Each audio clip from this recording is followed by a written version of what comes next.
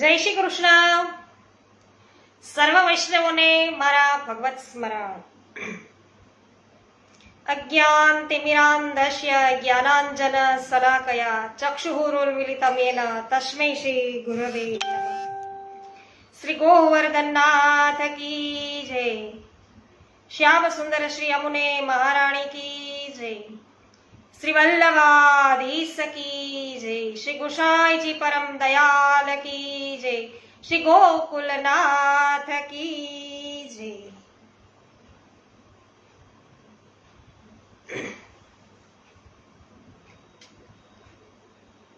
રમેશભાઈ જાંગાણી જય શ્રી કૃષ્ણ. મનીષાબેન માકડિયા જય શ્રી કૃષ્ણ. વિનોદભાઈ ગજ્જર જય શ્રી કૃષ્ણ. સ્વાગત છે આપ સર્વ વૈષ્ણવજનોનું. તો વૈષ્ણવો, આજે કુંજ એકાદશી, એટલે કુંજ એકાદશીના સર્વને જય શ્રી કૃષ્ણ. અને વૈષ્ણવો, આપણે અત્યારે બપોરના સમયે આનંદનો આવિષ્કાર છે એ લઈ રહ્યા છીએ. અને આનંદના આવિષ્કારની અંદર શ્રી ગોકુલનાથજીથી આપણે બધા પરિચિત થઈ રહ્યા છીએ.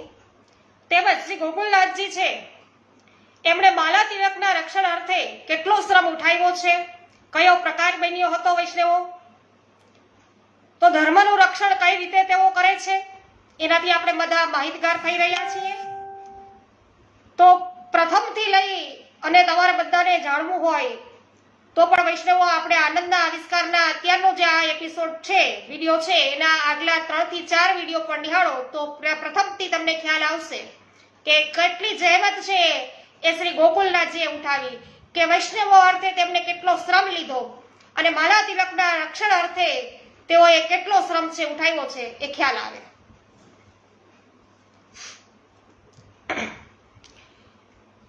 મિતાબેન સચદેવ, જયસુખભાઈ સચદેવ જય શ્રી કૃષ્ણ. કુસુમબેન કંટેસરિયા જય શ્રી કૃષ્ણ. જીઆર વડાલિયા જય શ્રી કૃષ્ણ. નીતાબેન પટેલ જય શ્રી કૃષ્ણ. લીનાબેન પટેલ જય શ્રી કૃષ્ણ. જયાબેન ઘોડાસરા, શાંતિભાઈ ઘોડાસરા જય શ્રી કૃષ્ણ. ઉકાભાઈ પેશાનિયા જય શ્રી કૃષ્ણ. પરેશભાઈ ધનેશા જય શ્રી કૃષ્ણ. સ્વાગત છે આપ સર્વ વૈષ્ણવજનોનું અને કુંજ એકાદશીની સર્વને વધાઈ.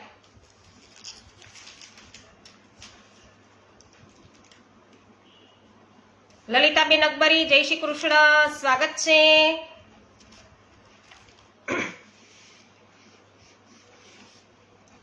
તો વૈષ્ણવો, આપણે જોયું કાલે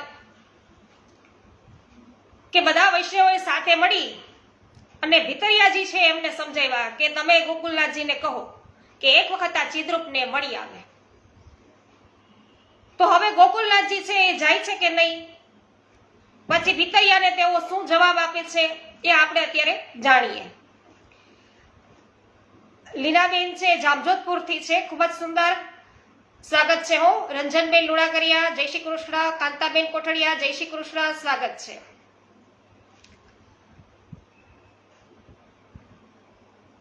અત્યારે વૈષ્ણવો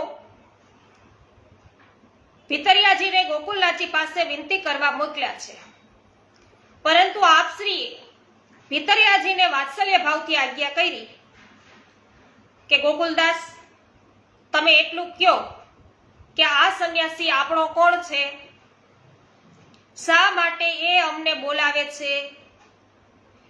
જો બાદશાહ પાસે જઈશું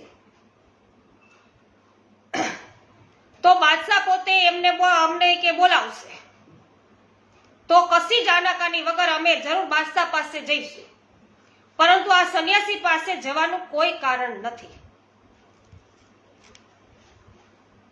કેમ કે અભિમાનના નશામાં સત્ય એને સમજાતું નથી અને શાસ્ત્રોક્ત કોઈ વાતને એ સમજવા તૈયાર નથી. માટે તમે કશી ચિંતા કરશો નહીં.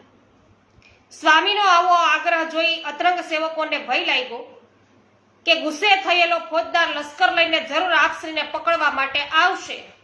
તેથી તે સૌએ અંદર એવી મસલત કરી કે એવી વ્યવસ્થા ગોઠવી કે સૌએ આખી રાત આપશ્રીની સેવામાં ચોકી કરવા માટે સાવધાનીપૂર્વક બેસવું. એટલે બધા છે ગોકુલનાથજીની વૈષ્ણવો ચોકી કરવા અર્થે, સેવા અર્થે છે એ સાવધાનીપૂર્વક રહે છે બધા વૈષ્ણવો. આવો બધા વૈષ્ણવોને ગોકુલનાથજી પ્રત્યે ભાવ છે. નંદાભાઈ ભાટિયા સ્વાગત છે. મનીષાબેન ગદેસરિયા સ્વાગત છે. બરાબર, હવે સમજાઈ ગયું. મનીષાબેન ખૂબ સુંદર.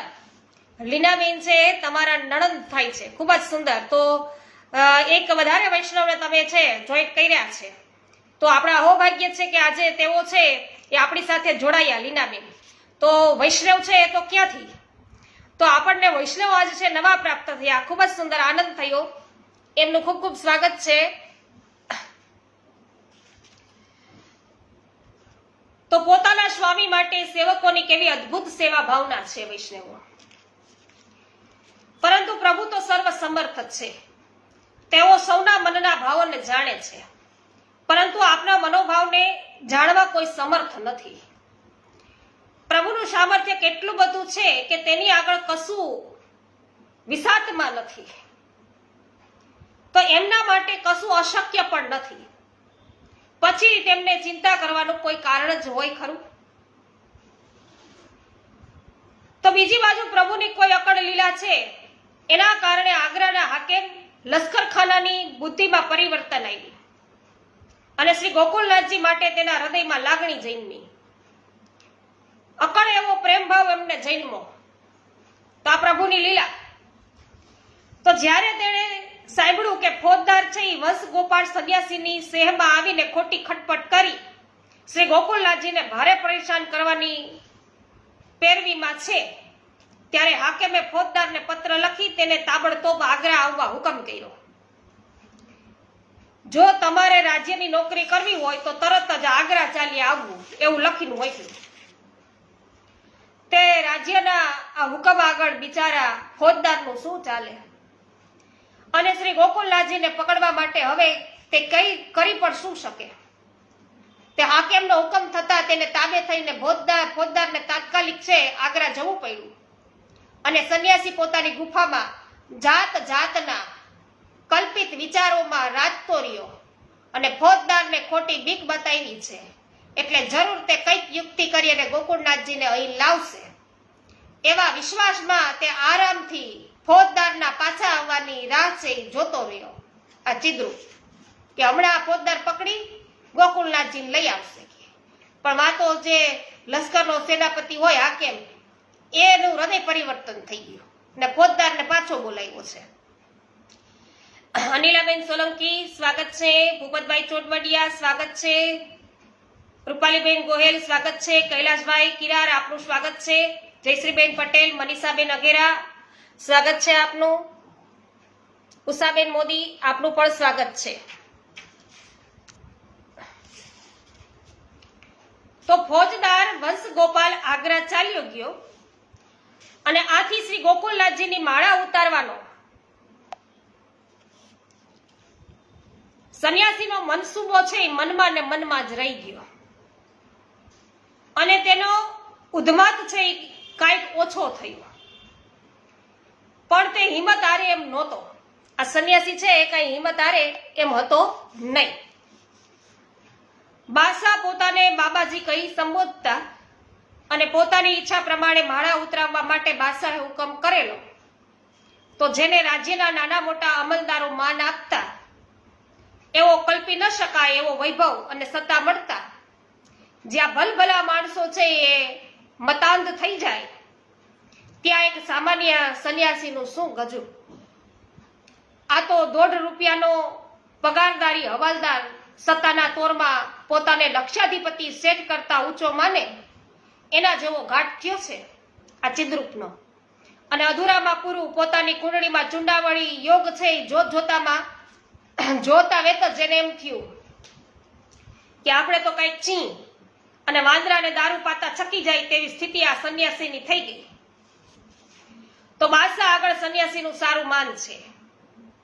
એ વાત જેમ જેમ અમલદારોમાં ફેલાતી ગઈ છે તેમ તેમ તે લોકો પણ માત્ર બાદશાહના હુકમના કારણે નહીં, પરંતુ પોતાને પણ કંઈક લાભ થાય એવી લાલચમાં આવી અને ચિદ્રૂપ છે એમની ખુશામત કરવા લાગ્યા.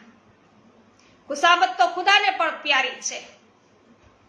જ્યારે સંન્યાસી એના સંકંજામાં આવી જાય એમાં સી નવાય. તો સંન્યાસી પણ પોતે રાજ્યના કોઈ મોટો અધિકારી હોય તેમ માનીને જ વર્તવા લાગ્યો. અને આ સિવાય તેની પાસે હતું પણ શું? તો શૈવ કે વૈષ્ણવ ધર્મ પૈકી એકયનું સાચું જ્ઞાન તો તેને હતું જ નહીં. કહેવાનો અર્થ એ છે કે એને શૈવ ધર્મનું પણ પૂરેપૂરું જ્ઞાન નથી એને વૈષ્ણવ ધર્મનું કઈ જ્ઞાન. અને એટલા માટે તો તે શાસ્ત્રાર્થ કરવાથી ડરતો હતો. તો બાહ્ય આડંબર અને દ્વેષ જ તેના હથિયાર હતા. અધૂરામાં પૂરું મોહ અને મદ છે એને આ ભળી ગયા એનામાં. એટલે જેમ મોહાંત મન યથાર્થ વસ્તુનું છે સમ્યક્ષ દર્શન કરી શકતું નથી, અથવા જેમ અનેક દેવ દેવીઓની પૂજા કરવાથી ચિત્ત છે એ ક્યાંય સ્થિર થતું નથી, તેમ તેની શ્રદ્ધા છે એ સતત સ્ખલિત થઈ ગઈ. અને એનું પણ છે એ સંન્યાસીને ભાન રહ્યું નહીં. તો અહીંયા જે વાક્ય બોલી એનો અર્થ વૈષ્ણવ અવરો લેવાનો નથી. અહીંયા આપણે એવું બોલ્યા કે અનેક દેવ દેવીઓની પૂજા કરવાથી ચિત્ત છે એ ક્યાંય સ્થિર થતું નથી. તો કહેવાનો અર્થ એમ છે કે એનું મન કોઈ એક સ્વરૂપની અંદર સ્થિર નથી. પૂરેપૂરું એક ધર્મનું એને જ્ઞાન નથી તો પૂરેપૂરું વૈષ્ણવ ધર્મનું જ્ઞાન નથી, શૈવ ધર્મનું જ્ઞાન નથી, કોઈ બીજા દેવતાઓ પૂરતે એને પૂર્ણ શ્રદ્ધા. ઘડીક થાય તો આને પકડે, ઘડીક થાય તો આને પકડે, એમાં એ વિચલિત થઈ ગયો. કહેવાનો અર્થ એમ છે જે યથાર્થ એને જ્ઞાન થવું જોઈએ જ્ઞાન ન થઈ શક્યું. કોઈ પણ એકને પકડી અને જાય, ઘડી થાય તો આ નાવમાં બેહે, પછી કે ના આ નાવ બરાબર નથી, આ નાવમાં બેહવું છે, વળી ત્યાંથી ઉતરીને કાંઠે આવે નવી નાવમાં બેહે. તો જ્યાં પૂગવું છે ને ન પોગાય. એટલે એને ઘડીક થાય તો એનું મન છે વિચલિત થાય કે ના આ બરાબર નથી, હવે આમાં લાગો, આ બરાબર નથી, હવે આમાં લાગો. કહેવાનો અર્થ આ વાક્યનો એ થયો. બાકી કોઈનું આપણે અપમાન કે પેલું થાય એવો એક પણ શબ્દ આપણે કહેવા ઈચ્છતા નથી. એ ખાસ ધ્યાન રાખવાનું છે. અનાદર આપણે ક્યારેય પણ વૈષ્ણવ ધર્મની અંદર કોઈ પણનો અનાદર છે નહીં વૈષ્ણવ, એ ખાસ ધ્યાન રાખવું. તો પરિણામે ધર્મ માત્રનું સાચું રહસ્ય તેના બાહ્ય ચિહ્નો છે એમાં સીમિત નથી. તો આપણે ખાલી વૈષ્ણવો તિલક અને માલા ગ્રહણ કરી લીધા એટલે આપણે સાચા વૈષ્ણવ, એ પણ નહીં.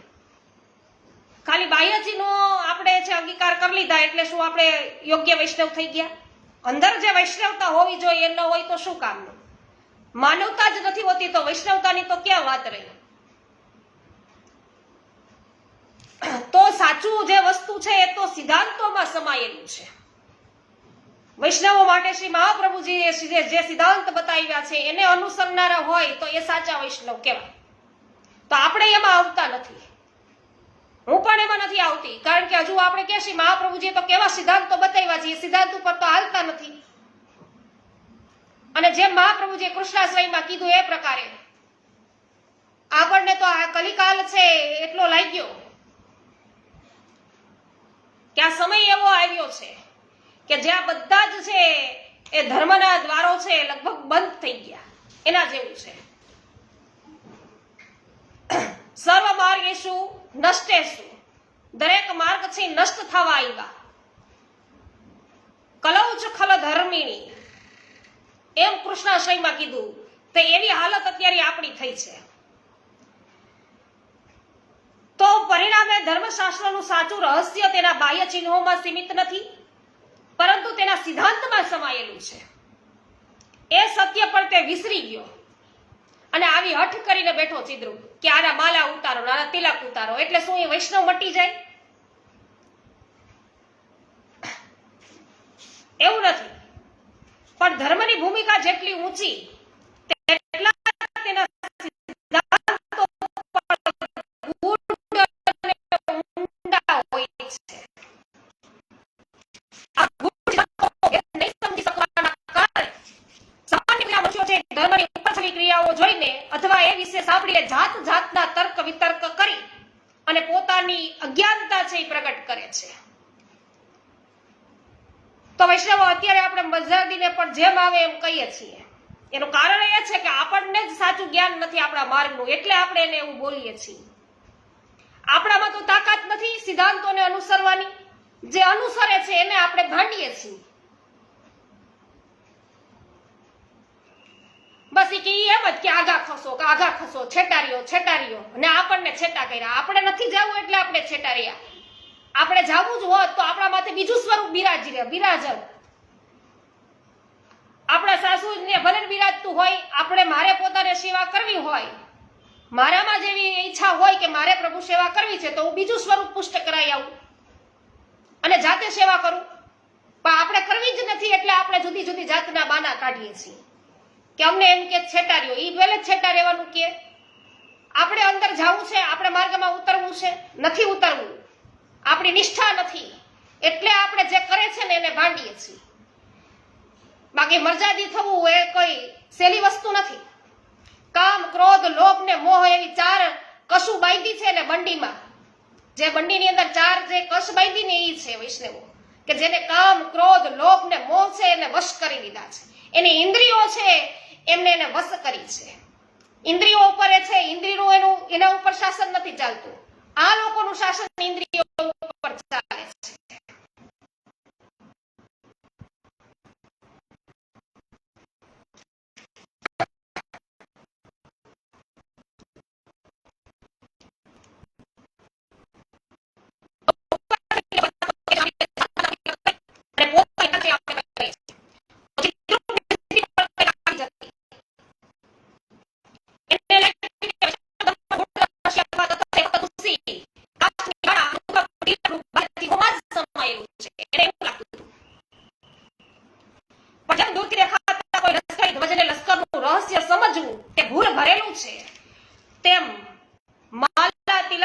વૈષ્ણવી દરરોજને તેનું સઘળું રહસ્ય સમજવું તે પણ ભૂલ ભરેલું છે. જો માત્ર માલા તિલક એ જ ધર્મ હોત તો વૈષ્ણવો અને શ્રી ગોકુલેશજી એ જહાંગીર જેવા પ્રતાપી બાદશાહ સામે ઝઘડો ન કરત. પરંતુ જ્યારે માળા તિલકના પ્રશ્નમાં પોતાના તન, મન, ધન અર્પણ કરવા અને જરૂર પડે તો પ્રાણ આપવા સુધા તેઓ તૈયાર થયા, પરંતુ માલા તિલક ઉતારવાની એમને સાફ ના પાડી.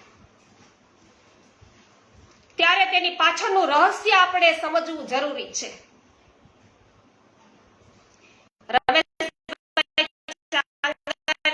આપનું સ્વાગત છે. ગોપાલભાઈ ગુમલિયા આપનું સ્વાગત છે. આર શાહ આપનું પણ સ્વાગત છે. સુમિત્રાબેન સાવલિયા આપનું પણ સ્વાગત છે. મનીષાબેન માકડિયા આપનું પણ સ્વાગત છે. અને આપ કહો છો કે લીનાબેન છે તો સત્સંગ ઘણા સમયથી જોતા જતા પણ જોઈટ ન થયા હતા અને આજે સરદારગઢ આવ્યા છે. ખૂબ જ સુંદર, સરસ. તો હવે એમને શીખવજો કઈ રીતે છે આપણે કમેન્ટ કરવી, એટલે એમનું નામ પણ આપણે ઉચ્ચારી શકીએ. કમલેશભાઈ ભારદ્વાજ આપનું પણ સ્વાગત છે. વિનોદભાઈ જય હો. અવનીબેન સંતોકી આપનું સ્વાગત છે. ચંદ્રિકાબેન કાનપુરિયા સ્વાગત છે. હર્ષિદાબેન જોશી સ્વાગત છે. મનીષાબેન સ્વાગત છે. માધુરીબેન મિસ્ત્રી આપનું પણ સ્વાગત છે. જય હો. લાલજીભાઈ પટેલ આપનું સ્વાગત છે.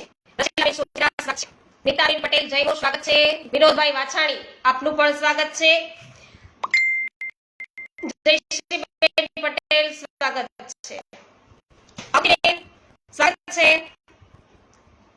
અચ્છા એવું છે, ઓડિયો બરાબર નથી આવતો. હા, અને અવાજ દબાઈને આવે છે મંગલાબેન કહે છે. ખૂબ તો આજે તો ખૂબ મહત્વની વાત આપણે કરી રહ્યા છીએ અને આ અવાજ દબાય છે, એવું કેમ હશે?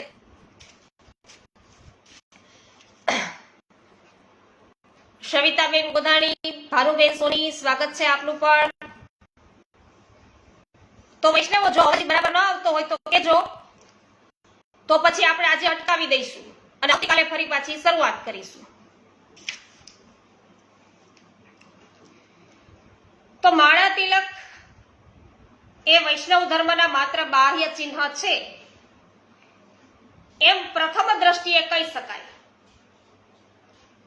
કેમ કે એ તેની ધર્મ પતાકા છે અથવા વૈષ્ણવ ધર્મની આગવી ઓળખ છે. પ્રભુના સેવકોને પ્રભુએ આપેલી ચપરાશ છે એમ કહેવાથી એનું ગૌરવ છે ઘટતું નથી, બલકે વધે છે. કેમ કે જેમ રાષ્ટ્રધ્વજ એ રાષ્ટ્ર નથી પ્રતીક હોય, રાષ્ટ્રનું સર્વસ્વ છે અને તેના માટે પોતાના પ્રાણ કુરબાન કરનારા અનેક યુવાનો અને દેશભક્તો વિશ્વભરમાં થઈ ગયા છે. તેનો ઇતિહાસ વૈષ્ણવો સાક્ષી છે. તો ઇતિહાસમાં નેલ્સન, નેપોલિયન, છત્રપતિ શિવાજી, રાણા પ્રતાપ વગેરે વીર નરોએ પોતાના રાષ્ટ્રધ્વજ કાજે કેટલા ભગીરથ પ્રયાસો કર્યા છે અને કેટલાય બલિદાન આપ્યા છે. તો પછી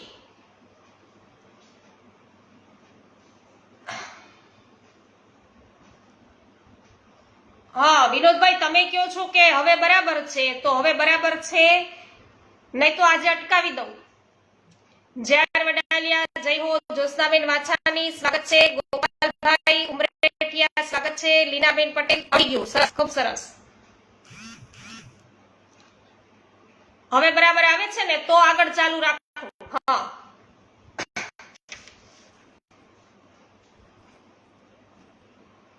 તો વૈષ્ણવો આપણે જોયું કે રાષ્ટ્રધ્વજ અર્થે પણ કેટલા લોકોએ બલિદાન આપ્યા છે. તો પછી વૈષ્ણવ ધર્મના ધર્મવીરો માલા તિલકના રક્ષક માટે જો પોતાનું સર્વસ્વ ત્યજી દેવા અથવા તો પ્રાણ અર્પણ કરવા તત્પર થાય તો તેમાં નવાઈ નથી. કારણ કે આ માત્ર બાહ્ય ચિહ્ન નથી, પરંતુ એથી કંઈક વિશેષ છે. શ્રી ગોકુલનાથજીએ તો માળાને વૈષ્ણવોનું જીવન કહ્યું છે. વૈષ્ણવોનું જીવન છે ને માળા કઈ છે. અત્યારે લોટ ઓફ અમને છે ને પેલી આવે છે, શું કહેવાય, ફ્રેન્ડ રિક્વેસ્ટ આવે છે જોઈન્ટ થવા માટે. પછી અમુક લોકોએ તો તાળું મારેલું હોય એટલે એને તો લેવાના આવે નહીં, કારણ કે એની પ્રોફાઇલ જોવાય નહીં, તો કેવી રીતે સ્વીકારવું. અને અમુકને જોઈએ છીએ તો પેલા વેલા છે લોગાની અંદર જ મહાપ્રભુજી દેખાય, એમના દર્શન થઈ જાય મહાપ્રભુજીના. પાછળ ગિરિરાજ બાવાના દર્શન થઈ જાય, યમુનાજીના દર્શન થઈ જાય. પણ વૈષ્ણવો આપણે એમનું પોતાનું પોસ્ટ ફોટો જોઈએ તો ગલાની અંદર માલા ન હોય, આવું બને છે. તો જીવનની અંદર જીવન જ માલા તિલક છે એવું કીધું. વૈષ્ણવોનું જીવન માળા છે એમ ગોકુલનાથજી કહી રહ્યા છે.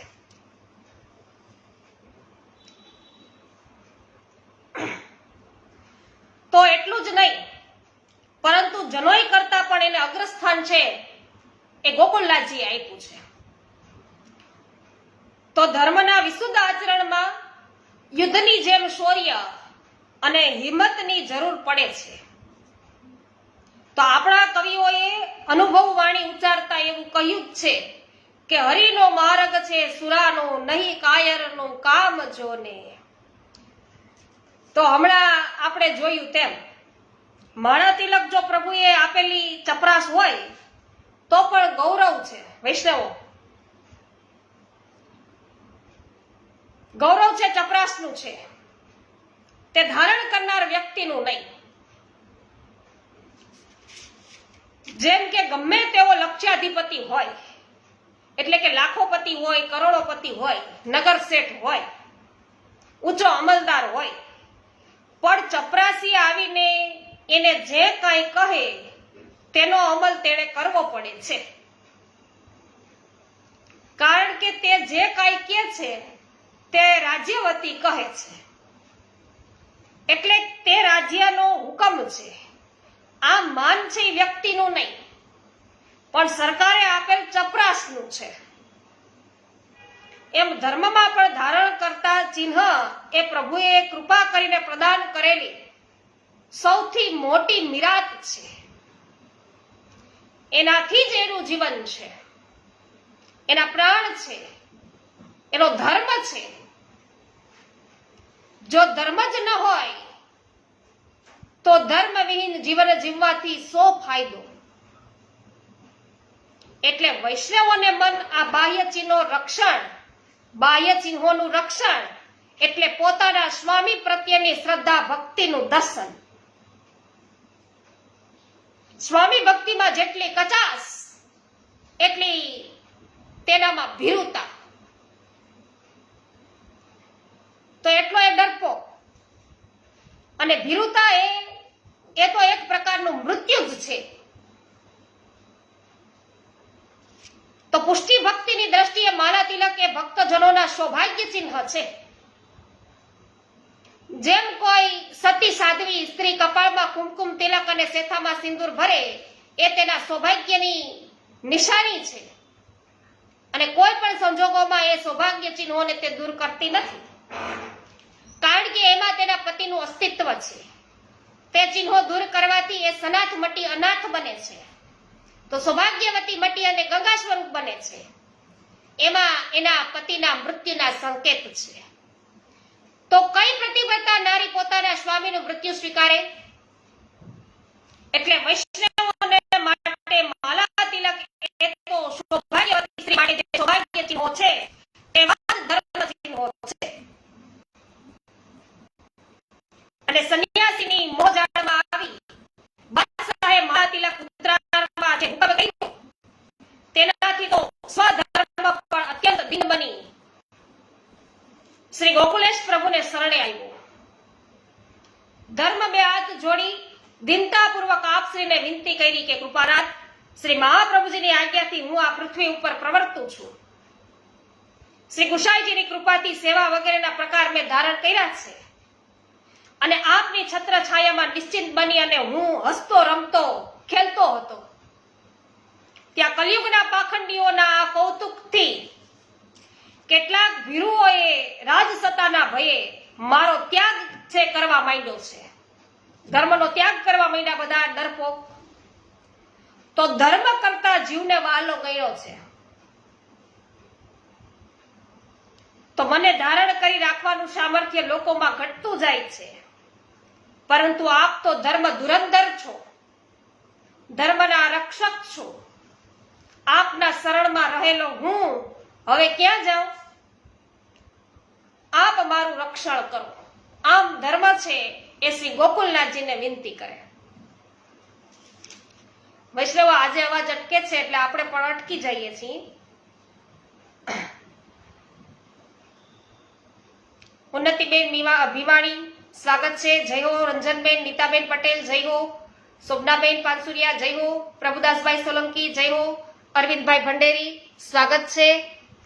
ઉન્નતિબેન ભીમાણી, હા. બગસરાથી વિઠ્ઠલભાઈ ગોંડલિયા, અંટાળા ગિરીશભાઈ સ્વાગત છે. રમેશભાઈ ચાંગાની બરાબર. તો વૈષ્ણવો આજે ફરી કુંજ એકાદશીની સર્વ કોઈને ખૂબ ખૂબ મંગલ બધાઈ. સર્વને જય શ્રી કૃષ્ણ. શ્રી ગોવર્ધનનાથ કી જય. गिरिराज धरण की जय. होली के रसिया की जय. श्याम सुंदर श्री अम्ने महाराणी की जय. श्री वल्लभाधीश की जय. श्री गोसाई जी परम दयाल की जय. श्री गोकुलनाथ की